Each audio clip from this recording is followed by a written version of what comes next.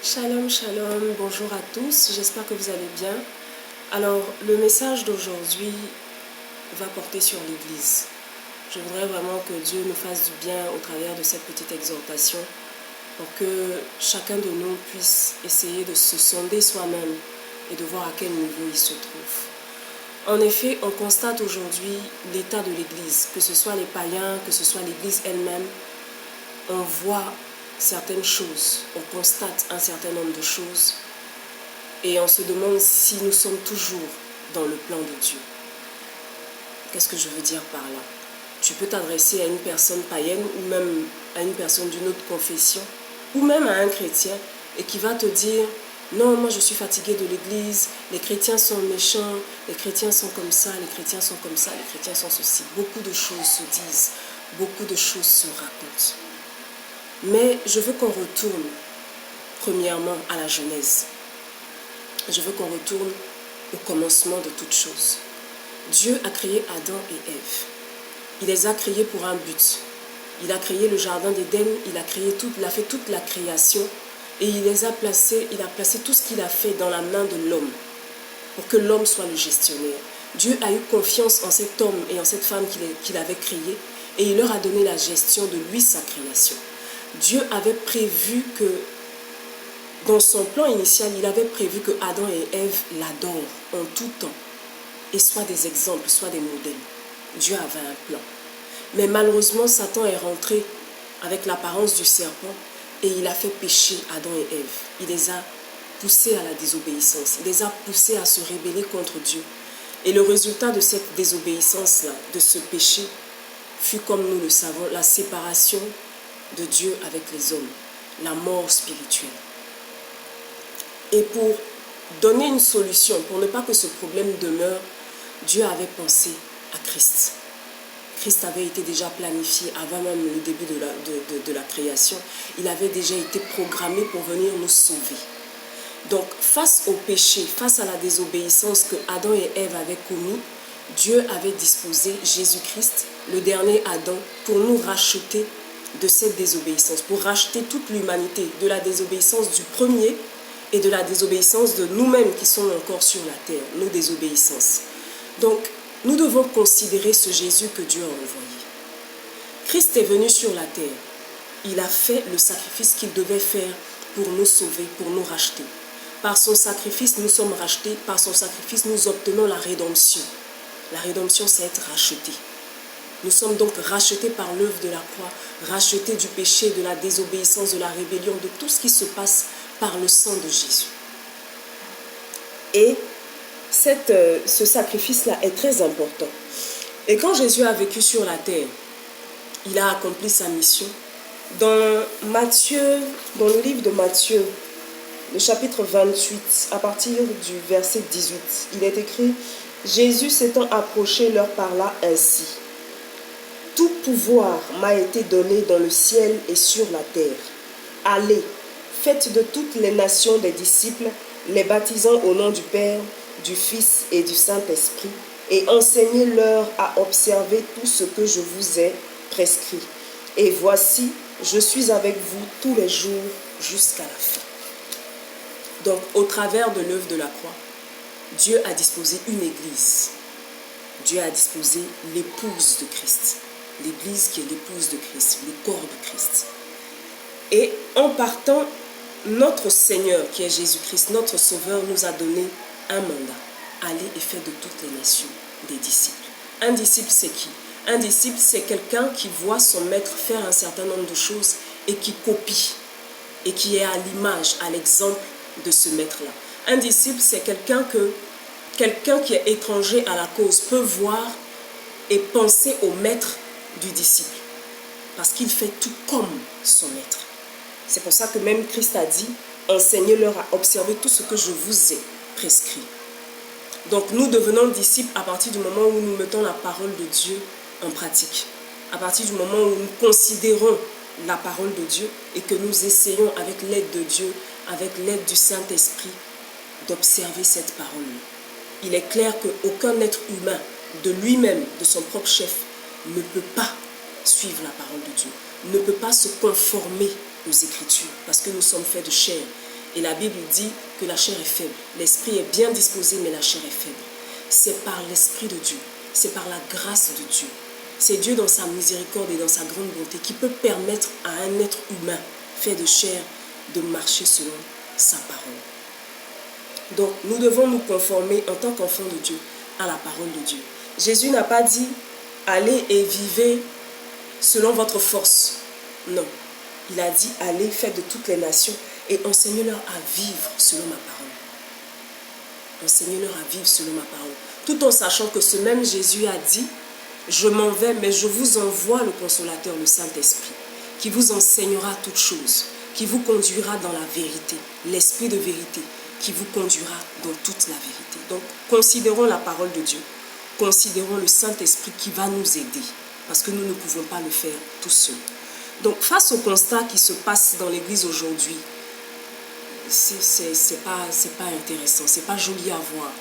On ne devrait même pas en parler en public, mais étant donné que nous ne pouvons pas frapper à toutes les portes de tous les milliards d'êtres humains qui sont sur la terre, il y a un canal qu'on peut utiliser pour faire passer le message. Revenons à Christ. Revenons à la parole de Dieu. C'est vrai que les temps sont difficiles. C'est vrai qu'il y a certaines réalités qui nous poussent à agir de telle ou telle manière. Mais appuyons-nous sur le Christ. Ne recherchons pas notre propre force, mais recherchons la force de Dieu en Christ, en sa parole, pour pouvoir nous contenter de la parole de Dieu, pour pouvoir vivre selon la parole de Dieu. Il est important que nous revenions à la parole de Dieu, parce que si Jésus décide de revenir demain, je ne sais pas si nous tous là nous serons sauvés.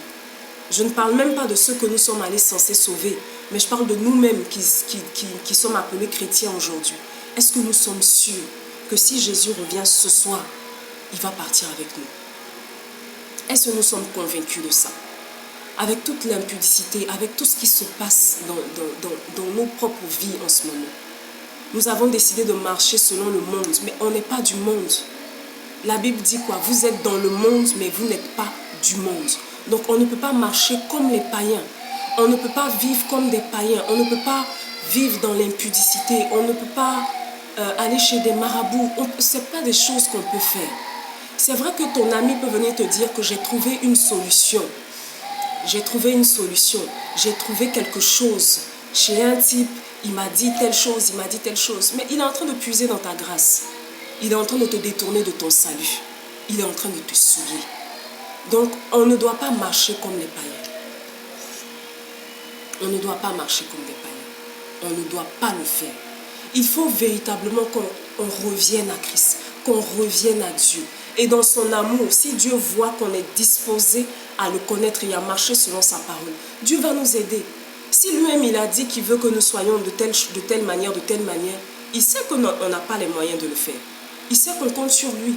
Mais il faut qu'on lui démontre qu'on véritablement on compte sur lui pour que lui il puisse se mettre à l'œuvre dans nos vies et nous aider. Et nous aider véritablement à marcher selon sa parole. À marcher selon sa parole. On va lire Marc 7. Marc 7. On va lire Marc 7, versets 20 à 23. Verset 20 à 23. Alors, la Bible dit quoi?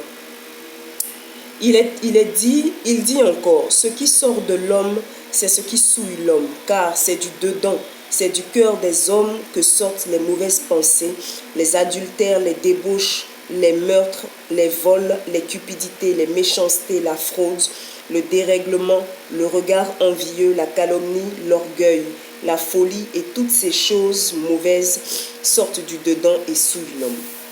Ça c'est Marc 7. Dans Romains 1, au chapitre Romains chapitre 1, verset 26. Romains 1, 26 à 32. 26 à 32. La Bible nous dit quoi? C'est pourquoi Dieu les a livrés à des passions infâmes, car leurs femmes ont changé l'usage naturel en celui qui est contre nature, et de même les hommes, abandonnant l'usage naturel de la femme, se sont enflammés dans leurs désirs les uns pour les autres, commettant homme avec homme des choses infâmes. et recevant en eux-mêmes le salaire que méritait leur égarement. Comme ils ne se sont pas souciés de connaître Dieu. C'est pour ça que je disais tout à l'heure, si nous nous approchons de Dieu, Dieu aussi va faire le pas vers nous. La Bible dit, comme ils ne se sont pas souciés de connaître Dieu, Dieu aussi les a livrés à leur sens réprouvé pour commettre des choses indignes, étant remplis de toute espèce d'injustice, de méchanceté, de cupidité, de malice, et plein d'envie, de meurtre, de querelles, de ruses, de malignité, rapporteurs, médisants, impies, arrogants, hautains, fanfarons, ingénieux au mal, rebelles à leurs parents, dépourvus d'intelligence, de loyauté, d'affection naturelle, de miséricorde. Et bien qu'ils connaissent le jugement de Dieu, déclarant dignes de mort ceux qui commettent de telles choses, non seulement ils les font, mais encore ils approuvent ceux qui les font. Vous voyez? Et dans Galates 5, Galates 5, à partir du verset 19, ce célèbre verset que nous connaissons pratiquement tous. Verset 19. Or, les œuvres de la chair sont évidentes. Ce sont la débauche, l'impureté, le dérèglement, l'idolâtrie, la magie, les rivalités, les querelles, les jalousies, les animosités, les disputes, les divisions, les sectes, l'envie, l'ivrognerie, les excès de table et les choses semblables.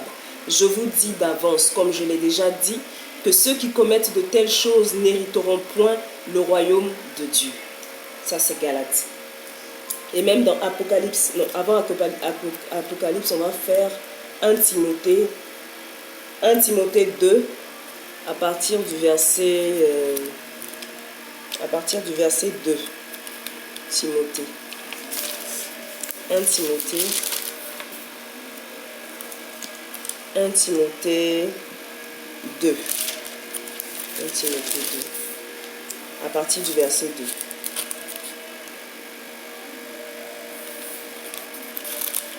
Donc la Bible nous dit quoi?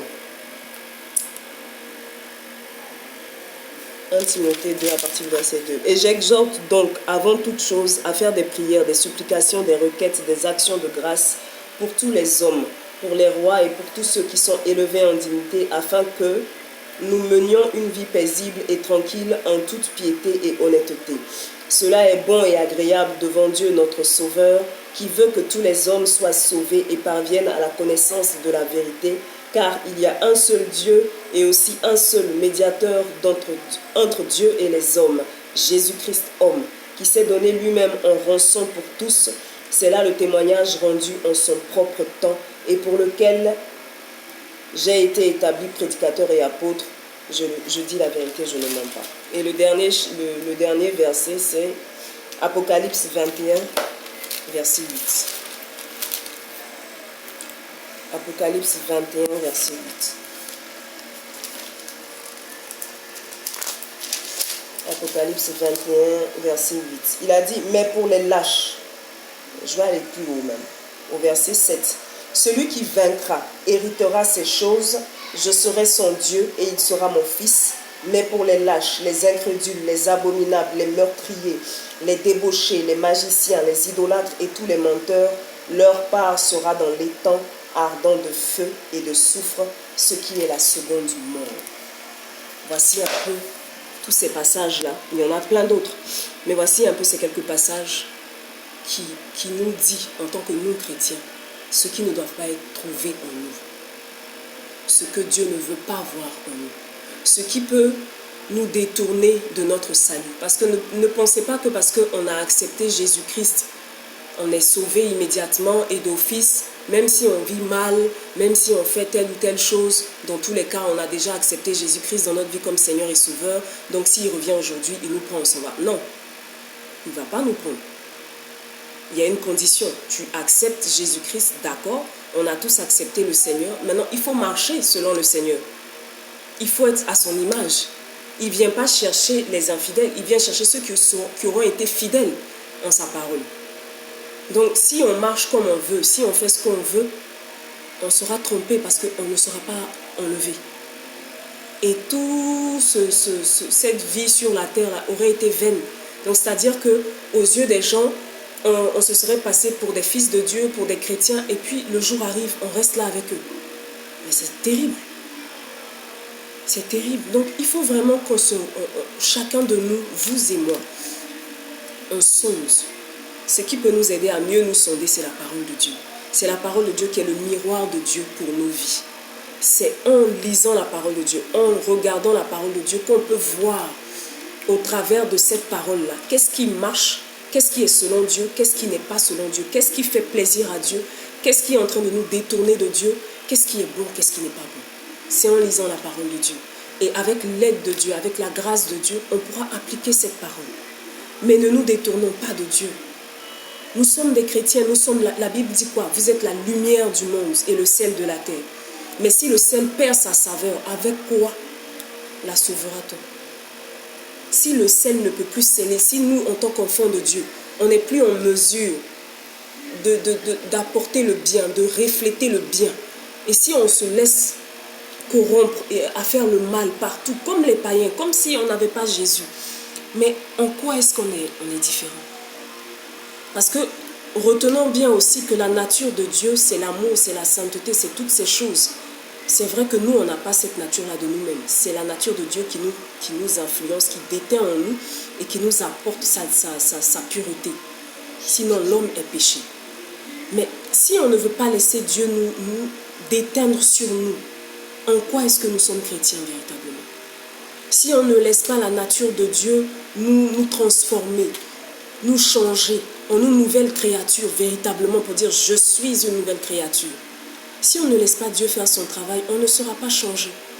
Et on ne sera pas sauvé et on ne sera pas enlevé. Et on aura juste porté le nom de chrétien, mais ça sera que de la vanité.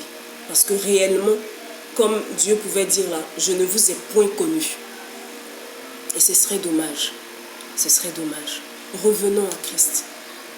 Christ a fait ce qu'il pouvait faire.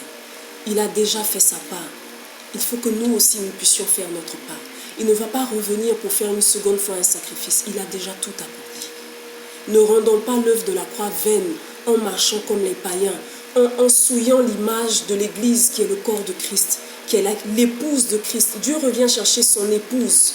Il revient chercher sa femme. C'est comme un homme qui a épousé une femme et cette femme-là, elle est adultère. Elle passe son temps à coucher avec les autres hommes. Elle salit le nom de son mari partout. Est-ce que ce mari-là aura envie de venir la chercher? Est-ce qu'il aura envie de revenir la chercher? De grâce, par les compassions de Christ, revenons à Jésus. Il a fait beaucoup pour nous. De Dieu qu'il était, de toute la gloire dont il disposait, il est venu sur la terre pour se faire homme. De lion rugissant qu'il était, il est venu se faire agneau pour nous sauver. Ne marchons pas ainsi. Revenons à Christ. Et puis, que ce soit l'Église catholique, que ce soit l'Église protestante, évangélique, baptiste, quel que soit notre nom, quelle que soit notre nomination, nous sommes l'Église de Christ. On a chacun sa compréhension, mais la véritable compréhension se trouve dans la Bible. Mais c'est dans l'amour que nous devons chacun, les uns les autres. La Bible dit quoi? Exhortez-vous les uns les autres. Donc, si tu te rends compte que ton frère n'est pas dans la vérité totale, dans l'amour, dans la prière aussi, exhortez-vous. Mais vous n'êtes pas frères ennemis. L'ennemi, c'est celui qui nous combat. L'ennemi, c'est celui qui combat le Christ. L'ennemi, c'est celui qui combat l'évangile. Mais à partir du moment où tous là, nous parlons de Christ, nous sommes du même corps, nous sommes du même camp. La barrière se trouve entre ceux qui parlent de Christ, c'est-à-dire nous, et ceux qui sont contre le Christ. Mais dans notre propre camp là, nous ne pouvons pas être autant divisés que nous le sommes. On ne peut pas continuer ainsi. Nous sommes à la fin des temps, il faut que nous revenons à Christ dans son entièreté. Et il faut que le corps, l'épouse, soit réunifié. On a besoin de l'union. Parce que si le loup peut rentrer et faire des dégâts, c'est parce que le loup sait que les brebis sont divisées. Si les brebis étaient unies, le loup n'allait pas pouvoir rentrer. Donc le jour où nous allons décider d'abord et ensuite mettre en pratique, de s'unir, je vous assure que l'Église va devenir forte. Et il faut qu'elle devienne forte. Amen. Il faut que l'Église devienne forte. Il faut que chacun de nous se ressaisisse, comptant sur Dieu, comptant sur son Saint-Esprit, comptant sur sa parole. Demeurons dans la prière. La Bible a même dit, veillez et priez. L'ennemi rôde, il rôde, cherchant qui dévorer. Ne nous laissons plus dévorer. Église, ne nous laissons plus dévorer. Les temps tirent à leur fin, le temps tire à sa fin. Jésus revient bientôt. Réparons ce qu'il y a à réparer. Nettoyons ce qu'il y a à nettoyer. Que le sang de Jésus nous aide à nous purifier et à purifier l'Église de Christ avant son retour. Nous en avons besoin. Que Dieu vous bénisse. Et la prochaine fois, aujourd'hui on a vu ce qui ne doit pas être trouvé en nous. La prochaine fois, on va voir ce qui doit être trouvé en nous. Ce que Christ veut voir en nous. Et on va prier aussi un peu. Que Dieu vous bénisse et bonne journée à tous. Shalom, shalom.